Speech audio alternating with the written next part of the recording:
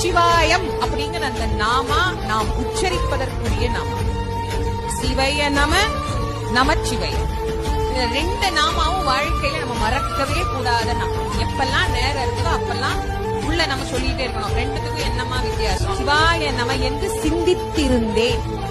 நீங்க இந்த ஒரே வார்த்தையில புரிஞ்சுக்கோங்க. சிவாய நம சிந்திப்பதற்குரிய நாமா, நமச்சிவாய சொல்லுவதற்குரிய நாமா. அவ்வளவுதான். நீங்க மனசுக்குள்ள ஜெபம் பண்ணணும்னா சிவாய நம, வாய் விட்டு சொல்லணும்னா நமச்சிவாய. அத மாணிக்க வாசகர் முதல்ல எழுதிட்டார். நமச்சிவாயவ சத்தமா சொல்லு, சிவாய நமவ மனசுக்குள்ள நினைச்சுக்கணும்.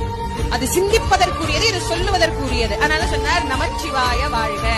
அது எங்க இருக்கு? திருவடியில தானே கிடைச்சது. ஏன்னா அவருக்கு ஞானமே அங்கதான் கொடுத்தாராம், சுவாமி காலில தான் கொடுத்தாராம். அதனால சொன்னார் நாதன் தாழ்வாள், சிவன் அவன் என் சிந்தையுள் நின்ற அதனால்.